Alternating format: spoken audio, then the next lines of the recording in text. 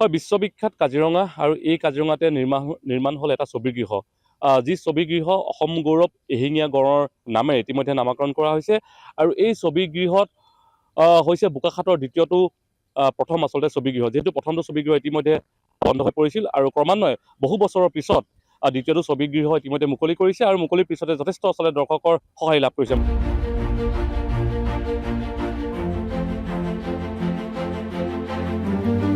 মোৰ কাষতে নেত্ৰকাই আছে।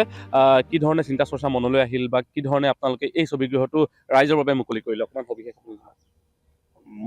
প্ৰথম কথা কি হ'ল, আমাৰ বোকাখাতখন বা বোকাখাতীয়া ৰাইজৰ অকণমান সাংস্কৃতিক প্ৰাণ এটা মন আছে আৰু আমাৰ বিশেষকৈ নাট্য মন্দিৰ, সুন্দৰকৈ এটা নাট্য মন্দিৰো আছে। কিন্তু আজি বহু বছৰ হ'ল, প্ৰায় 20 বছৰ ওপৰ হ'ল, আমাৰ ছবিগৃহ নাই ইয়াত।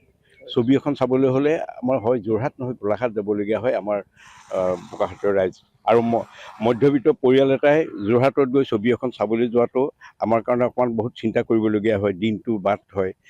আৰু সেইকাৰণে আমিও ভাবিলোঁ, ময়ো সাংস্কৃতিক ক্ষেত্ৰখনৰ লগত যিহেতু জড়িত, এই কথাখিনি আলোচনা কৰি যে আমি এটা প্ৰতিষ্ঠান নহয় এটা অনুষ্ঠান কৰোঁগৈ দে। এইখিনি মাটি যিহেতু আমাৰ আছে, আমালৈ ফোন আহিছে, ভাল পাইছে, সকলোৱে ভাল পাইছে, আৰু সেইটো আমাৰ কাৰণে আশীৰ্বাদ বুলি মই ভাবিছোঁ। আৰু এটা আশীৰ্বাদ আছে, সেইটো হ'ল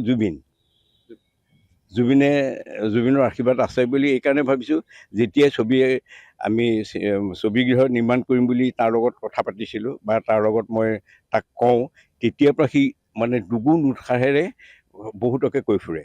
আৰু সি এটা কথা কৈছিলে যে শেষলৈ যেতিয়া ছবিঘৰ সম্পূৰ্ণ হ'ব, উদ্বোধন মই কৰিম।